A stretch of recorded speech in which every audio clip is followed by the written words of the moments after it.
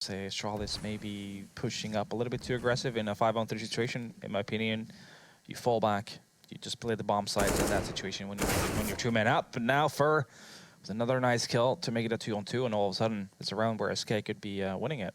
Yeah, but they're actually rotating the bomb back towards B here, so this is an interesting decision. Kirby's in position, so technically he could just jump spot this one as they start to push in through the connector, and now they are going to be committing. So coming up towards short, he's playing a great position. He can just wait for the bomb planter with so little time as well. This is going to be perfect, but the Molotov forcing him out of position. Fur takes that kill as well. Device drops a bomb, but oh my god, Fur, phenomenal round. 3 headshots, and so influential as well. Yeah, that was a throwaway from Astralis. They get the first 2 kills, and then a player, one of them goes into 2B short. Instead, he could have just played in connector, just stay there, basically. And they had A short control as well, so he even could have backed off towards the A side. He could have played it much more safely, but instead, goes to B short, and Taco says, thank you, he gets to equalize the situation, and eventually then Thur comes into play with 3 nice shots. And that's going to be SK on the board. Situation with no bomb, no kit, and no utility left on Dupree. This is going to be a tough one. A tough pill to swallow for Astralis if they don't win it. Dupree now, 1-on-2, like you said, no kit either, no utility to work with. So he needs to get some kills going fast here. But if SK players play this smart, they're going to double up on short. So that's going to become close to impossible for Dupree. The smoke goes in, and that's going to initiate FNX coming in, falling. Decides to fall back, and Dupree, is he going to go for this full-on defuse? Is he going to get it? I think he is. Oh, yes, that's going to be it. Astralis, just I was about to say, they didn't pick up the reset. We see Dupree find that ninja, and great work from him, of course. A 6-1 scoreline now. And SK, they are just going to be on the deficit because they have got the loss bonus reset, and they are on basically no money. The $800 from getting the bomb plant down did help, but it's only going to allow maybe a little more investment, maybe P250, because they can't go for a quasi here, because obviously the loss bonus not favoring them that much. Yeah, straight up play from SK on that one. Not having a lot of utility to play with, they decided to just go on a contact play towards B. It doesn't really work out in the beginning, but somehow managed to get 2 kills before Coldzera gets 1 on him. And now it becomes a 3-on-2. Still the chance here for Astralis to be in this round. With 20 seconds on the clock, a decision has been made. It has to be, say, bomb side. It's going to be all on device here. He's got 3 SK members coming his way. It's going to be fallen once again with a big kill at 10 seconds on the clock. Harrigan here on the flank. That flash is going to connect, but these bullets are not. Finally, on the last one of the clip, he gets the kill. Becomes a 1-on-1. Now, he actually does get it. It seemed very, very weird there for a while for Harrigan.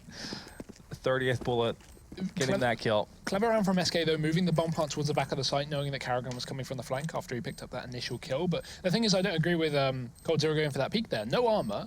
Yeah, it's not even, you can't even constitute it as a refrag or a quick trade because his teammate had died, 3 or 4 seconds before. The last player, Carrigan, was fully aware of his position. He just got the bomb down. Going for the instant re-peek after getting that bomb down, maybe a bit damaging. Long, like you said, but it's going to get nullified by Dupree to make it a 5-on-3 situation now, favoring Astralis. Device still here in playground. He's got the bomb control. Harrigan gets the kill as well.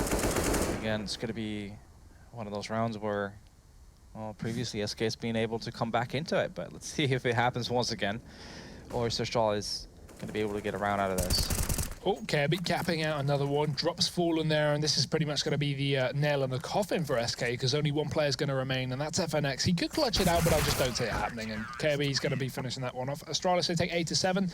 Bringing it back at least in the final round of the half, but having a bit of a shake just down the middle there, as SK were able to pick up 6 in a row on their T side. And here are going to be the highlights of the half. Obviously, Dupree's 1v2 clutch, really clever play there, going for the fake defuse, forcing one player at least to take that fight, just in case he was sticking it, and then sticking to the bomb and getting that defuse as well. So a good half for both teams, but we're going to see how it turns out, and obviously the pistol round in the second half is going to be so influential too. Waiting for the right angle, finally spots out the head, takes 2 as well. Kirby and his Ipex going to be dropping here on the T side, and now things are going swing heavily back in the favour of the SK side as they attempt to equalise it with this pistol round. Carrigan, he has to go pretty massive here over towards short, but he needs a bit of a support from his teammates if he wants to go for this fight on Fur, because if he goes down, that's going to be it. But if they can at least trade it out, it's going to make it a little more doable for the Astralis side as they go in to re-grab this bomb. Dupree going to be the first to push in, gets spotted out, headshot comes out. Carrigan, he needs to be able to refrag this. He can't afford to back off because in a 4v2, it's going to make it so much harder with the flank coming out, at least a double peek in Fur. Oh my god, it's going to be the ace. 5 headshots there, and SK, they bring it back, equalize it with an 8-8, and I don't even know what to say about that. Phenomenal performance nonetheless. Yeah, I was going to say this could get pretty problematic for Fur because there was not really a possibility for his teammates to try and refrag if he goes down. But when he played with the USP like he did, it doesn't really matter, does it? And this is a replay worth highlighting there. Great shots by Fur, great hold. And what was Device looking at there? Did you just see him at the end? He just looked over towards the monster area. Not actually. 1-on-5 and a UMP. Likelihood of this going his way, not very high. And that's how the cookie crumbles. Astralis come back off of a pretty shocking pistol round there to bring it back to a win. Dupree gets tagged, but they take the round, and Astralis basically tying the noose for SK. That's the thing when you're playing as aggressive positions as SK were. That's the risk you're kind of taking. If you're going to get up close and personal with Tech-9s and Eagles, things can really go south, and especially if you don't have the possibility of refragging.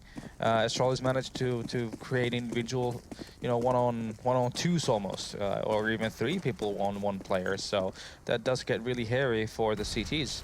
And now Astralis is straight back into this game. Yeah, and we won't see SK really have a lot of money in this one as well, so that's not going to favour them too greatly. Some of them saving, some of them buying, a bit of a mix. I guess Fallen just saving for the AWP, rest of them investing mainly, and Taco is going to be saving a good $900 there, so just going for the 5-7. But yeah, I don't see them picking up this round, even with that SMG on FNX. It's not looking too likely. And Hurt. It's attacked from multiple angles, doesn't work out his way, but somehow we're sitting at a 1-on-2. Yeah, and Cold-Zero trying to work his way back into the site. We do see Fallen get dropped from KRB to finally give it a favourable position for Astralis here, but Cold-Zero able to find that first headshot. We know he's good in these situations, and he will be doing great work. Drops Dupree as well. Hasn't get to get that defuse in time, and there's no AWP in the local whereabouts for him to pick up either. So still going to be a good round in the bag for SK, a 10-9, and a tactical pause called out from Astralis, which is a good decision here, being on a low money situation.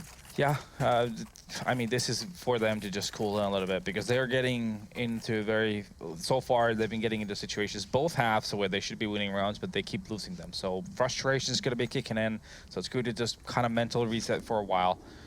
Just trying to get over all the bad thoughts you might get when you keep losing these kind of rounds. So that's, for me at least, is the main part for Astralis right now with this. It was a tactical timeout. Yeah, and I mean, it's difficult here. They could have pushed right back out after he missed that first shot, but not going to be able to. Instead, just focusing towards the A site, and Fur is going to be positioned exactly there. FNX as well supporting, so SK, they have a bit of a barrier, I guess, to stop Astralis from getting on this site. And Go TV lag, we're back. It's all good. But just going to be waiting for this push now. Dupree walks right in. Again, same position from him. Gets tagged up and no information found from it as well. Suddenly, out of nowhere, Dupree gets 2 kills. Okay, Zipex follows up and Device also joins in. I'm not sure what happened there, and Fur is going to be alone towards the back of the site. Spots out that bomb, does drop it, but his ammo is going to be extremely low. Finds a second, and that's going to be where KRB takes advantage of it. Obviously, having the M4A1S, you're going to have low ammo after, a good couple of kills, so it's probably going to just be a reload, or most likely is in that situation a death, so Astralis able to mop up that round. Yeah, that was Astralis just playing a lot more faster than they had previously, going through a connector, taking over toilets, and then just pushing onwards towards a bomb site, and then, like you said, all of a sudden the CTs they would disappear from the map, basically. That Device and finds that headshot as well, so SK now finally getting their foot in the door. The man advantage, and the rest of Astralis rotating back towards the B side. So no fakes coming in here from the Danes, and it seems like they may just be going for a full commitment over towards B, but they need to watch their back, because, I mean, knowing what Fur's like, he'll probably push up and flank again anyway. But meanwhile, Zipex, he's going to be leading the charge. Sneaking in towards B, we have Cold-Zero very close in the smoke, and this could be a great position for him with the crossfire from Taco just being able to hold his short if they push out right in front. But their first tag coming out, he does spot out Zipex, follows up with a nice headshot as well. Carrigan go down, and Cold-Zero just on the edge of the smoke, waiting for it to dissipate, drops KRB as well. Dupree finds a refrag, but Taco will finish things off, and SK a 12-12, equalising it. Back and forth gameplay. Yeah, good read there from SK that the attack was going to be ending up towards the B bomb side. And that was Taco and Cold-Zero just playing off of each other really well, making sure that attack was nullified before it had much impact on the bomb side. No bomb plan either. And now Astralis still has money to get into this one, but should they lose this, it would be SK in the lead, and Astralis would be in an eco. They have a member on long as well, so again, opportunities are there. They have utility to execute to a bomb site. I like this setup on B. They're playing for the retake. They've got Cold Zero boosted up to peek over the top of the CT wall, and they've also got another player there just to hold off the cross from short. So actually a really nice setup from SK, just playing for the retake on B. But let's see how it works out. Astralis not going to be heading towards B for the time being, and A looks like it's going to be the one on their cards as they start to amount their push. But look at this aggression from Fallen. AWP up in his hands, and he's going to be sneaking into the view of Dupree. If he just pushes a little more around the corner, he'll spot out the nade coming out. But oh, there we go. This tag's come down. FNX going to be able to hit a few shots, but no kill coming out. Carrigan drops him and Fallen, returns back on, takes a second as well, and the third. That's going to be the quick scope there. Oh, the fourth, Fallen, what are you doing? You're not allowed to do this, and Device is going to be stuck over towards long with 20 seconds left on the clock. That is going to be SK just ripping apart Astralis, and there's nothing you can say about that for the Danes. Well, hello there, Fallen. You've come to play, have you?